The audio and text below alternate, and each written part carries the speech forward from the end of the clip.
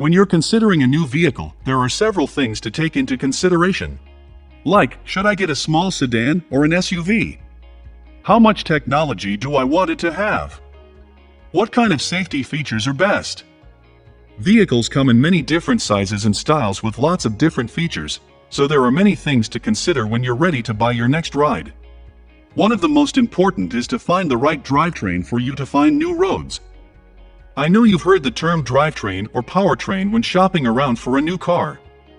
Simply put, a drivetrain is the series of parts in your car that work together to make your wheels turn. A powertrain, on the other hand, is basically a drivetrain plus the engine and some other parts. Now, when you talk about drivetrain, it's possible that most of us know the types of drivetrains in cars today. But what do they do exactly? What's the difference? Which one is better out of those? Each has advantages and disadvantages, and it's important to understand each in order to make the right decision for you. The 4 different types of drivetrains are all-wheel drive, front-wheel drive, rear-wheel drive, and 4-wheel drive. For off-roading and getting out of sticky situations, 4-wheel drive and all-wheel drive may be your best choice. In nearly all cases, however, front-wheel and rear-wheel drive get the job done. But you'll want to consider the pros and cons of your 2 front-wheel and rear-wheel drive options before making a decision. Front-wheel drive refers to a car in which the transmission sends the engine's power to the front wheels. Rear-wheel drive is the transmission that sends the engine's power to the rear wheels. 4 and all-wheel drive cars have power at all 4 corners. Now let's take a look at these drivetrains in details, starting with front-wheel drive. If a vehicle features front-wheel drive, the transmission transfers power from the engine to the front wheels. The majority of cars today have front-wheel drive layout. This setup transfers power to the front wheels, giving them the responsibility of moving and steering the vehicle. With front-wheel drive, the front wheels are pulling the car and the rear wheels don't receive any power on their own. A great thing about front-wheel drive is that it's cheaper to design and make than other drives, which means the vehicle may be less expensive for consumers. In these vehicles, the engine occupies space near the front axle. It later mates to transmission or the transaxle. This is because of the fact that it combines the functions of transmission, driveshaft, and differential. Thus, with the help of a transaxle, the engine supplies power only to the front wheels of the vehicle. Starting in 1895, the car manufacturers experimented with front-wheel-driven vehicles. Front-wheel drive surfaced during the 1900s on various prototypes, and it merged into the mainstream during the 1930s when French automaker Citroën released the traction avant, which means, literally, front-wheel drive. The most famous and most influential front-wheel drive is undoubtedly the original Mini. Small economy cars began shifting to front-wheel drive during the 1970s, and most new cars sold in 2021 use this configuration. The pros of a front-wheel drive vehicle are that they typically get better fuel economy and emit less carbon dioxide. Front-wheel drive cars are usually more stable. The engine and transmission are located directly above the front wheels, which can provide better traction when climbing hills and driving on slippery roads. They can also maintain better traction over small hills or over light snow or ice because the weight of the engine is over the front wheels. Front-wheel drive has fewer components than any other drivetrain setup, making the vehicle lighter and improving its gasoline mileage. That's why most economy-type cars are front-wheel drive. More efficient packaging and usually more passenger space. With front-wheel drive, all of the mechanics are in the front of the vehicle. That means there's more passenger and cargo space inside the car. Front-wheel drive is a simpler system, so it's easier and less expensive to maintain. The downside of an FWD vehicle is that the handling suffers somewhat. Since all the weight is located in the front of the vehicle, front-wheel drive cars tend to understeer. This means it makes handling more difficult. Front-wheel drive has worse acceleration than rear-wheel drive, which is why most sporty and race cars use rear-wheel drive. If you do a lot of driving on winding roads, you'll likely notice a difference between the 2 different types. Rear-wheel drive is basically the opposite of the front-wheel drive. This drive is most commonly found on sports cars and performance sedans. Vehicles that feature rear-wheel drive are a bit more complicated. Vehicles handle much better than front-wheel drive vehicles, and you will notice the difference in curves, turns, and when navigating through traffic situations. Traction won't be as good, especially in wet or snowy road conditions. A rear-wheel drive car of the same weight, power, gearing, and tire size and type will accelerate faster than a front-wheel drive car, as the weight of the vehicle is transferred off the front wheels and onto the rear wheels to improve traction. Rear-wheel drive means that the power from the engine is delivered to the rear wheels, and the rear wheels push the car forward. The front wheels do not receive any power and are free to maneuver the vehicle.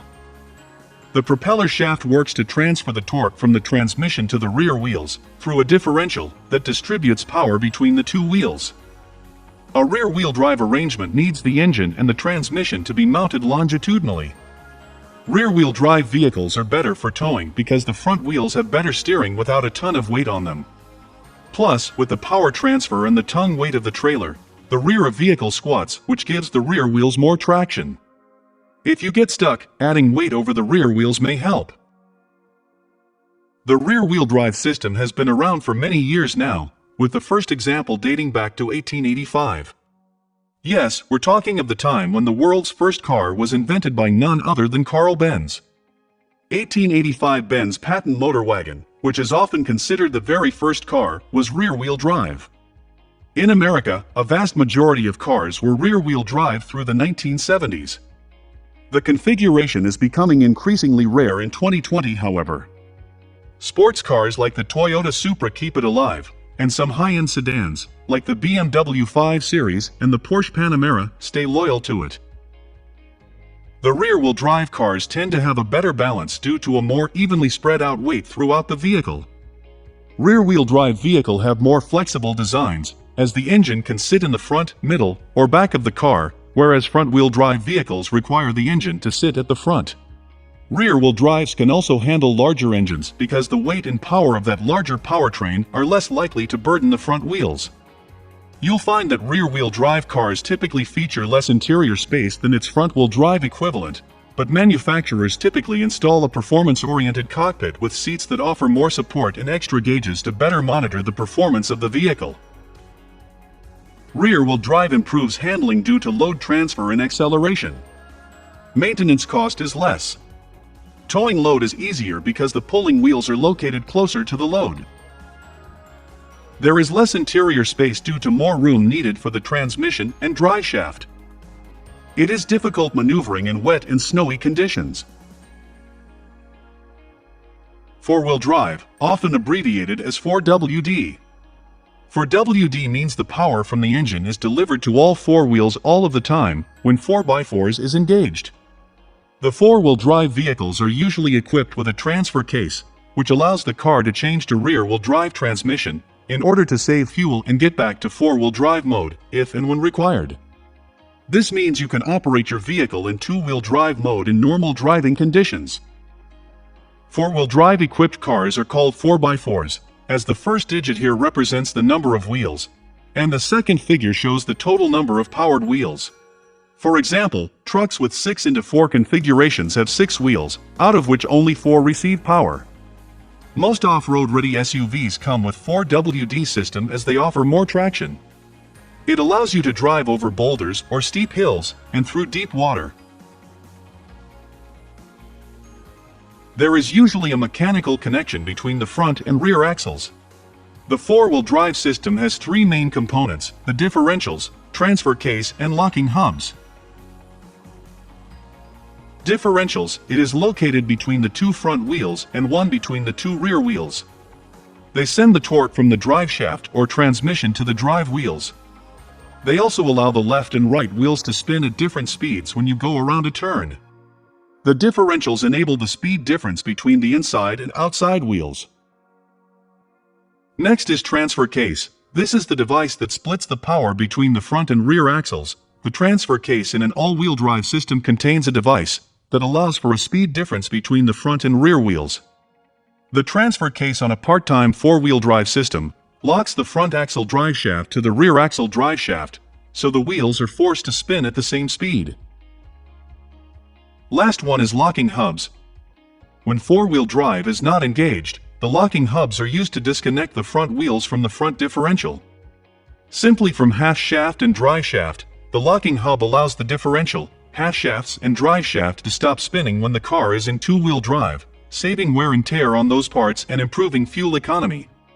Let's take the instance of a corner. When you are approaching a corner, then in making the turn, all four wheels spin at different speeds, but if you were to put the four-wheel drive system on, then the system would try to get all wheels spinning at exactly the same speed, which would basically make on-road cornering difficult. You shouldn't drive in four-wheel drive mode all the time. Only turn it on when it's needed, such as in rain or snow, or when you're off-roading. Speciality of these vehicles is the option to shift to high and low ratios ranges. Low provides maximum traction in an off-road environment, and high is for slippery on-road conditions, like snow, ice, loose sand, or gravel. Using these, one can have a higher torque output to get out of a sticky situation. The four-wheel drive system was patented back in 1893 by an English engineer, Brahma Joseph Diplock. He even made a four-wheel drive equipped vehicle to showcase the higher capability in off-road terrain. Of course, there was no looking back ever since, and to this day, carmakers opted for this layout for vehicles meant to go off the road. Four-wheel drive vehicle depends entirely on your driving conditions and how you intend to use the vehicle. Drivers who go off-roading or live in areas with a lot of snow may want to think about the added benefit of four-wheel drive and how comfortable they feel driving in snow without the assistance of four-wheel drive or all-wheel drive. Today, some good examples of four-wheel drive cars include Mahindra Thar, Force Gurkha, Mercedes G-Wagon, Maruti Gypsy, are the most popular 4x4 vehicles which are known for their ruggedness and versatility. However, due to its rear-wheel drive mature, a 4x4 vehicle might have less traction than its all-wheel drive counterparts.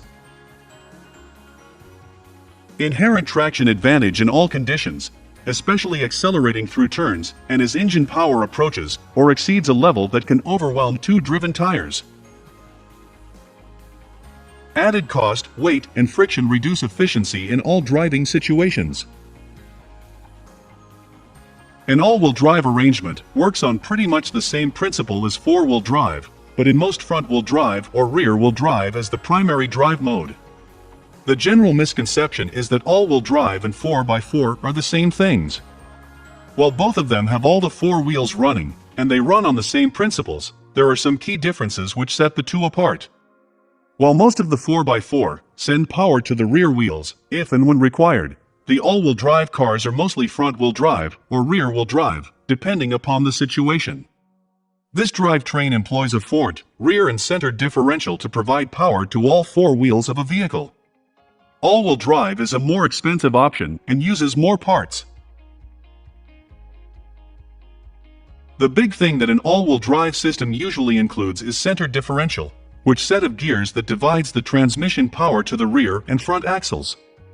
The engine runs into a transmission and then back to the differential. Usually the engine is longitudinally mounted. Instead of connecting to the rear differential, like in rear-wheel drive vehicle, the drive shaft connects to the center differential. All-wheel drive system will usually have wheel sensor that can tell if the tires are losing speed or traction.